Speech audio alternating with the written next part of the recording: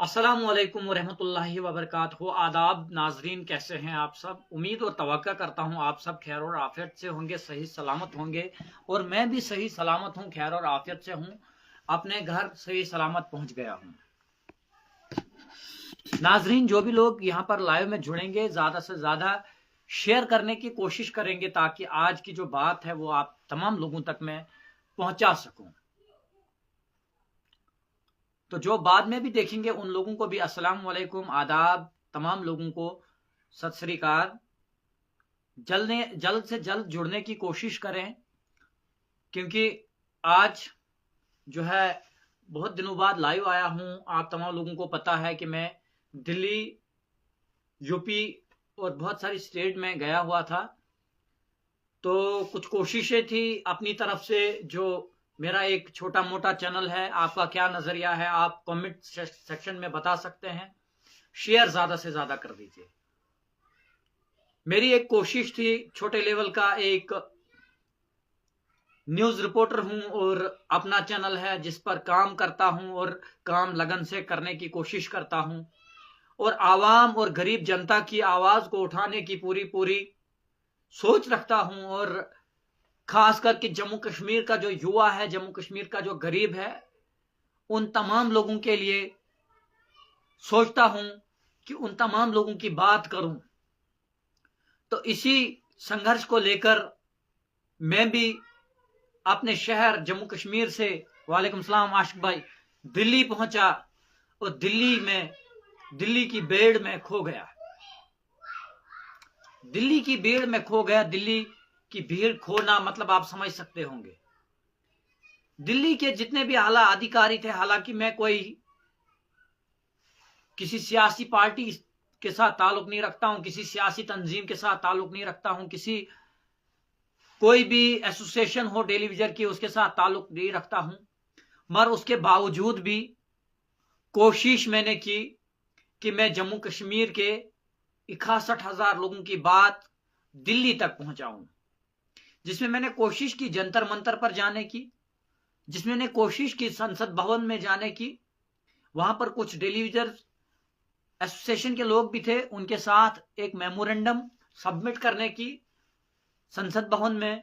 उसके साथ साथ में प्राइम मिनिस्टर ऑफिस, जो कि श्री नरेंद्र मोदी जी का ऑफिस है, वहां पर भी एक मेमोरेंडम सबमिट किया, जिसमें NYC, NYK, PHE, PTD, irrigation, flood control, fisheries, animal husbandry, forest CAMPA, agriculture, sericulture, animal husbandry और भी anganwadi worker, ASHA worker, helper और भी बहुत सारे एसपीओज, बीएसएफ के, सीएसएफ के कोई जवान, उनके बारे में एक मेमोरेंडम दिया।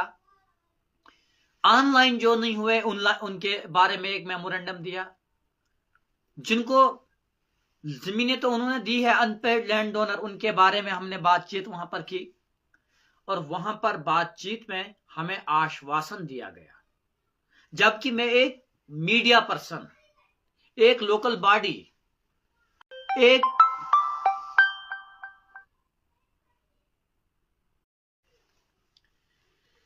अस्सलाम वालेकुम, आदाब। आप तमाम दोस्तों का फिर से एक बार स्वागत। लाइव बीच में कट हुआ था, इसका एक कारण यह था कि बहुत सारे आप में से ही लोग दोस्त फोन कर देते हैं लाइव के दौरान, उससे हमारा लाइव इंटरप्ट होता है।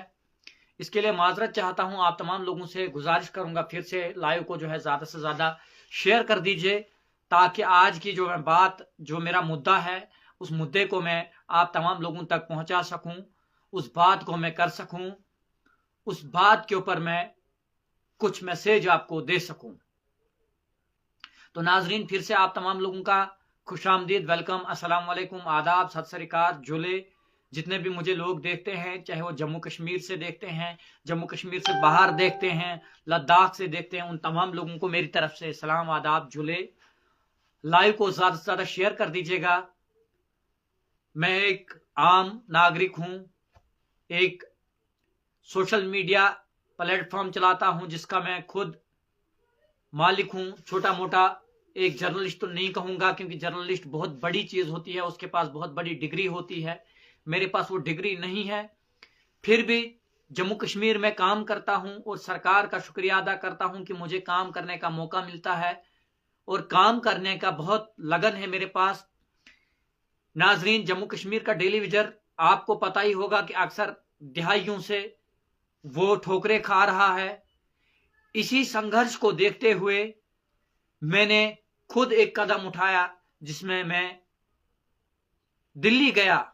अक्सर हर साल कोई ना कोई मुलाजिम, कोई ना कोई प्रेसिडेंट दिल्ली जाता था। मैं दिल्ली जाकर क्या करता था, वो क्या नहीं करता था, उसके ऊपर मैं कभी यकीन नहीं करता था। कभी हमें यह बोला जाता था कि जम्मू कश्मीर के जो डेली विजर है वो विद इन डेज पर मिनट होंगे, कभी कुछ बोला जाता था।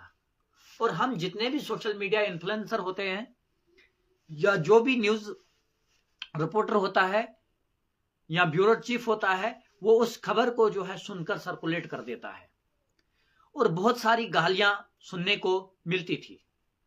अभी अभी मैं लाइव था और कुछ लोग जो हैं फोन कर रहे थे, जिससे इंटरप्ट मेरा लाइव हुआ था। इसलिए आपसे फिर गुजारिश करूंगा कि आप लाइव को ज्यादा से ज्यादा शेयर कर दीजिए और आप अपना कीमती कमेंट्स जरूर कमेंट बॉक्स में लिखिए। क्योंकि मैं जब परसों दिल्ली से लाइव आ रहा था तो कुछ लोग मुझे लिख रहे थे कि ये बकवास आदमी है, ये फालतू का चैनल है। मेरे भाई, आपको एक चीज बता देना चाहता हूं कि जम्मू कश्मीर से एक फेसबुक इन्फ्लुएंसर या फेसबुक पर जो पत्रकारिता करता है, वो दिल्ली अपने खर्चे के ऊपर पहुंचता है और जम्मू कश्मीर के डेली विजर की बात वहां पर करता है। और उसके बाद जम्मू कश्मीर का डेली विजर उसको फेसबुक पर यह बात लिखता है कि यह चैनल झूठ है, ये पत्रकार नहीं है, इसके पास कौन सी डिग्री है। भाई, मैं पहले ही कह रहा हूं कि मेरे पास पत्रकारिता की कोई भी डिग्री नहीं है, मगर मेरे पास हुनर है, मेरे पास बात करने का जज्बा है, मेरे पास बात करने का तरीका है। और उस तरीके को लेकर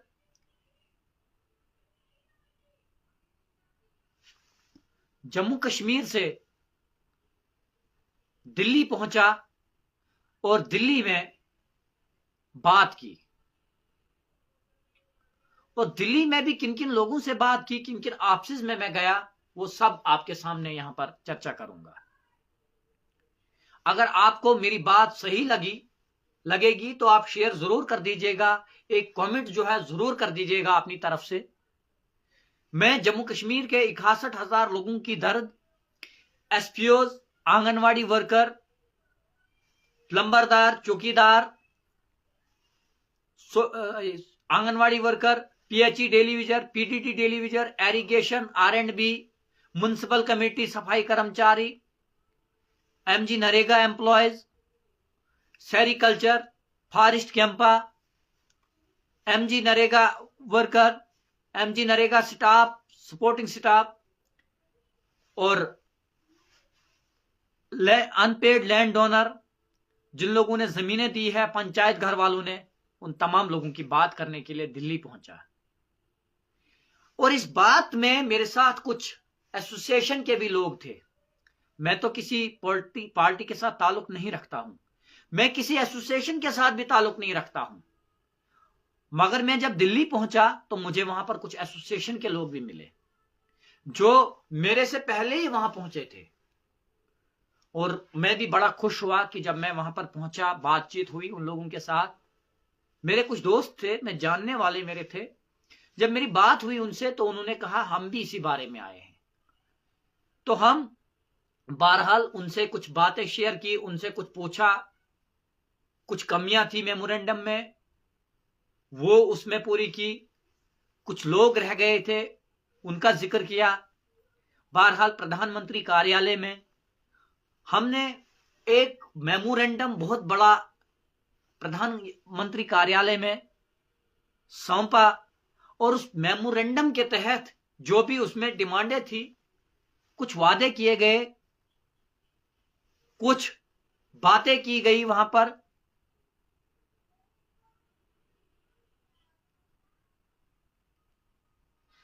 कुछ वादे किए गए, कुछ उम्मीद वहां पर जगाई गई।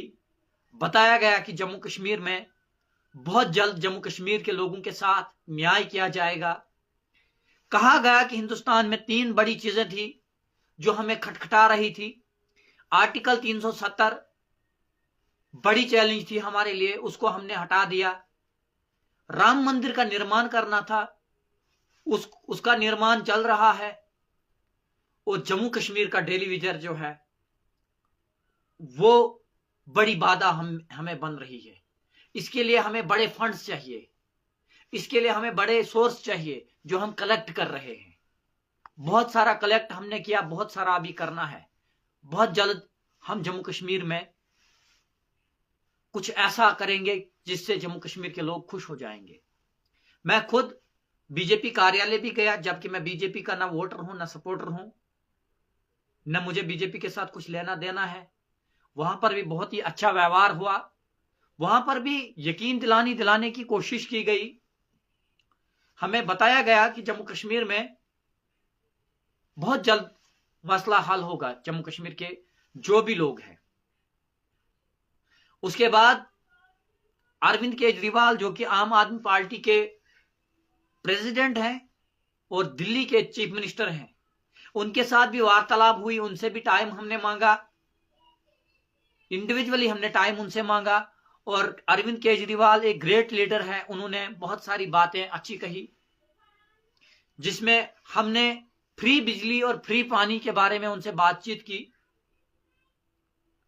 और उन्होंने हमसे कहा कि हम अपनी दिल्ली में 200 यूनिट तक फ्री बिजली देते हैं आवाम को, और पानी भी फ्री देते हैं। उन्होंने यह भी कहा कि 200 यूनिट से ज्यादा अगर एक भी यूनिट कोई कंज्यूम करता है बिजली, तो फिर उसको पूरा किराया देना पड़ता है। उसके बाद हम संसद भवन गए। संसद भवन में भी वार्तालाप हुई, लगभग 45 मिनट की वार्तालाप बातचीत हुई। वहां पर जो भी बड़े ओहदे के ब्यूरोक्रेट्स थे उनके साथ बातचीत हुई। उनको मेमोरेंडम सौंपा गया और उन्होंने कहा कि बहुत जल्द इस मसले को हल किया जाएगा। इस मसले के ऊपर काफी बार पहले भी हमारे पास खबर आई है, यह कहा गया। और यह भी कहा गया कि हमें जम्मू कश्मीर के बारे में कुछ और बताया जाता है। हमें यह बताया जाता है कि जम्मू कश्मीर में सब कुछ सामान्य है, जबकि जम्मू कश्मीर का डेली विजर अभी भी सड़कों पर होता है। यह सब बातचीत वहां पर हुई। संसद भवन के बाद हिंदुस्तान की 3 बड़ी जो कुर्सियां हैं, जिसमें पीएम जिसको प्राइम मिनिस्टर मोदी जी कहते हैं, उसके बाद होम मिनिस्टर अमित शाह, और उसके बाद जो प्रेसिडेंट ऑफ इंडिया होता है। इन तीनों जगहों पर इस मेमोरेंडम को भेजा गया।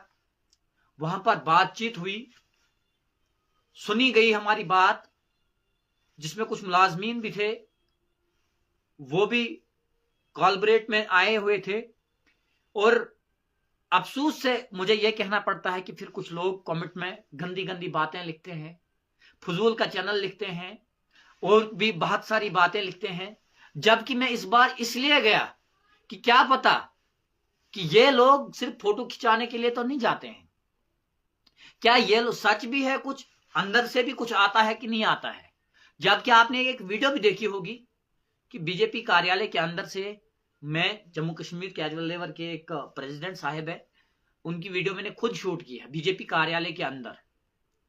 अब जो वार्तालाप वहां पर होती है वो सिगरेट होता है, क्योंकि वहां पर कैमरा अलाउ नहीं होता है। तो वहां पर भी लगभग बीजेपी ऑफिस में लगभग 35 से 40 मिनट की बात हुई। वहां पर अच्छी तरह से बातचीत की गई, सुना गया, रसीद दी गई उस मेमोरेंडम की, और बताया गया कि आपको बहुत जल्द जो है बुलाया जाएगा और आपके साथ टेबल टॉक की जाएगी। ये सब बातें वहां पर हुई। इस बातचीत में मेरे साथ, मैं एज ए जर्नलिस्ट गया हुआ था, मेरे साथ जम्मू कश्मीर डेली विजर एसोसिएशन के एक नुमाइंदेगान पवन कुमार जी थे, पीडीडी से शब्बीर अहमद जी थे, और भी 4-5 लोग थे जिनको अंदर जाने नहीं दिया गया, मगर हम 3 लोग अंदर गए। हमने वहां पर बात की और वहां पर 12,000 पीडीडी टेलीविजन की भी बात हुई। वहां पर यह भी सवाल किए गए कि अगर 2 साल पहले यह वादा किया गया था कि जम्मू कश्मीर में 12,000 पीडीडी टेलीविजन को परमानेंट किया जाएगा, तो उन लोगों को क्यों नहीं किया, उनको क्यों नहीं एसआरओ मिला।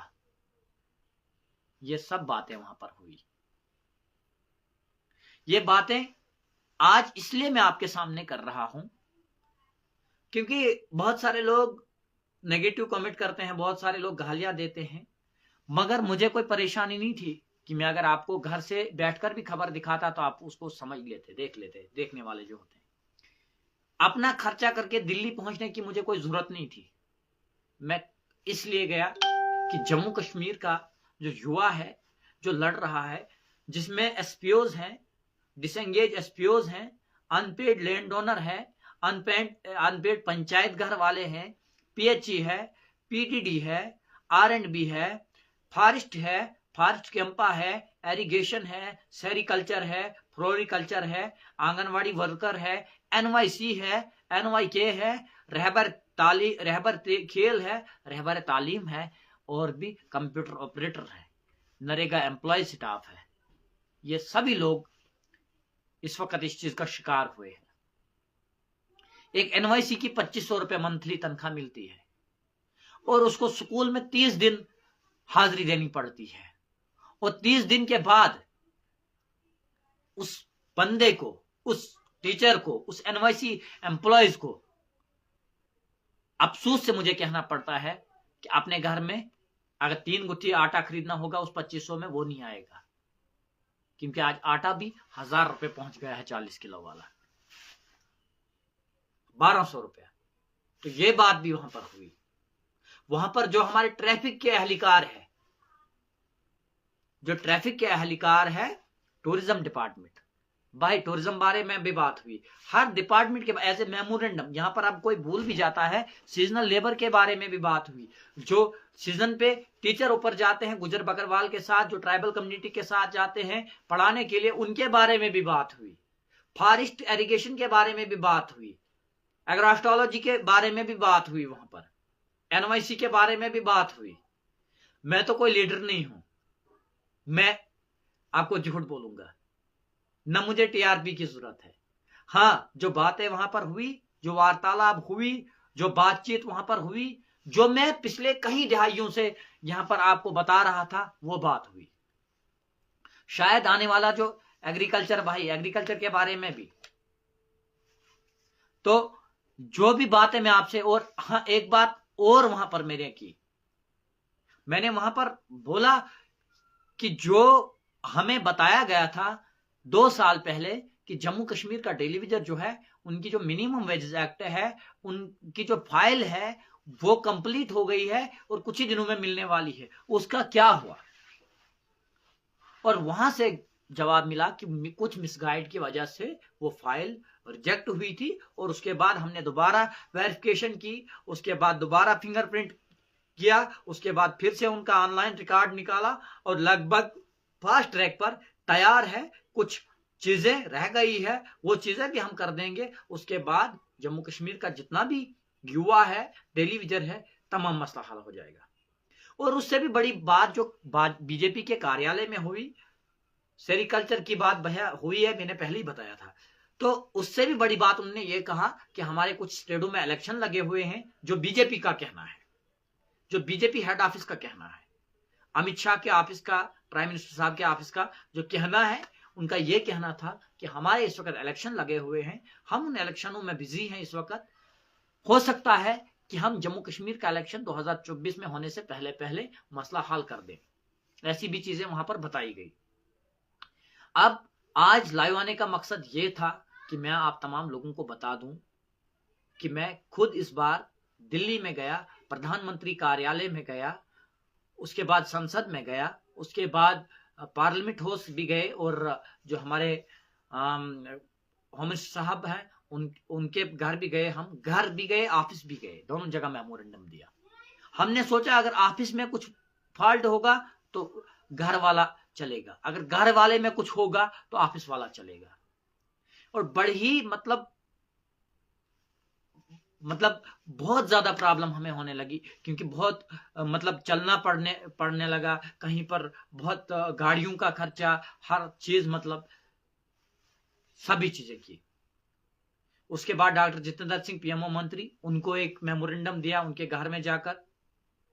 उसके बाद उनके लिए एक अलहदा से ऑफिस में, और खास करके डोडा के कौसर अहमद नाटनू साहब, उन्होंने भी बड़ी सपोर्ट की इस चीज में, उन्होंने भी वहां पर हमें टाइमिंग दिलाई, उनका भी शुक्रिया अदा करते हैं।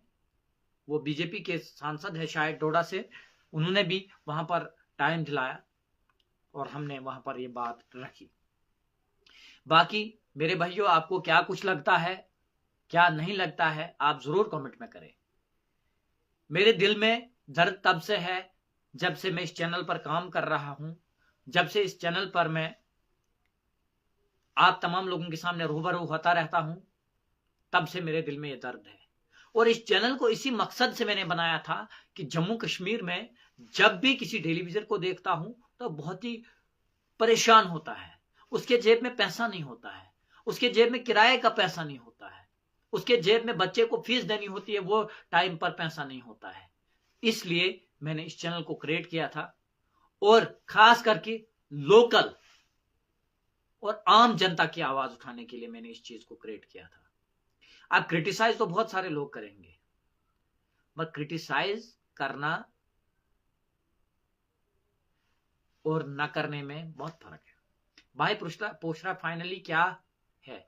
भाई फाइनली ये बताया गया कि इलेक्शन से पहले पहले जम्मू कश्मीर का मसला जो है हल कर दिया जाएगा, और सिर्फ टेलीविजन का ही नहीं, और भी जो मसले हैं उनको भी हल कर दिया जाएगा। इसीलिए हम इलेक्शन को डिले कर रहे हैं, डे बाय डे इलेक्शन को पीछे कर रहे हैं। हम चाहते हैं कि जम्मू कश्मीर में इलेक्शन से पहले पहले तमाम मसले मसाइल हल हो जाएं, और उसके बाद हम इलेक्शन करेंगे। और ये भी वहां पर हमने बात की कि आप 55 पार की बात कर रहे हैं जम्मू कश्मीर से, तो क्या आप इस तरह 55 पार ले पाएंगे, ये भी हमने कहा।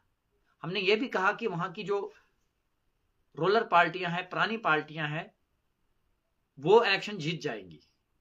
उन्होंने कहा कि हमने अपनी रणनीति बनाई है, हम अपने हिसाब से चलेंगे, और जम्मू कश्मीर का जो हमने नक्शा देखा है अपने विजन में, उस नक्शे के हिसाब से चलेंगे, और जम्मू कश्मीर का मसला बहुत जल्द हल होगा, उन्होंने कहा।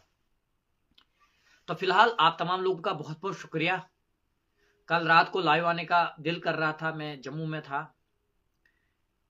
बड़े ही दुख के साथ कहना पड़ रहा है कि हमारी टीम ने 10 मैच सेमीफाइनल भी जीत लिया था, बैक टू बैक 10 जीते थे, और लास्ट मैच में कुछ कमियां रह गई, जिसके कारण हम वर्ल्ड कप हार गए। और वर्ल्ड कप उस मैच के पास, उस टीम के पास चला गया जिस टीम को वर्ल्ड कप की कोई कदर नहीं है। आज एक फोटो वायरल हो रहा था जिसमें ऑस्ट्रेलिया के एक प्लेयर जो हाथ में बियर रखे हुए हैं और पैरों के नीचे जो है वर्ल्ड कप रखा हुआ, वर्ल्ड कप की ट्रॉफी रखी हुई है। अफसोस से कहना पड़ता है कि ऐसे भी लोग हैं जिनको वर्ल्ड कप की कदर नहीं है, और ऐसे भी कप्तान हैं जो 10 मैच जीतने के बाद भी 11वां मैच हार गए और वो ग्राउंड से बाहर चले गए और रो रहे थे। हम रोहित शर्मा, विराट कोहली, शमी और जितने भी हमारे प्लेयर हैं उनको मुबारकबाद देते हैं कि उन्होंने हमें इस मोड़ पर पहुंचाया, इस वर्ल्ड कप को इस फाइनल पर पहुंचाया। उन्होंने बहुत ही उम्दा खेला, बहुत ही अच्छा खेला। रात को दिल नहीं कर रहा था फिर लाइव आने का, क्योंकि हमें बहुत ज्यादा लॉस हुआ है इस चीज से। हम मेजबान थे और बहुत ही मेहनत की थी टीम ने, और उसके बाद भी कुछ कमियां रह गई। चलिए, अगर पहले बॉलिंग शायद की होती रोहित शर्मा ने, मगर हमने टॉस नहीं जीता था, टॉस ऑस्ट्रेलियन टीम ने जीता था और उनने बॉलिंग का फैसला किया था। तो चलिए, जो मंजूर था ऊपर वाले को, भगवान खुदा को मंजूर था, वो हमें मिल गया है। नेक्स्ट जब आएगा वर्ल्ड कप तो उसमें पूरी पूरी कोशिश करेंगी इंडिया टीम फिर से वो वर्ल्ड कप ले जाए।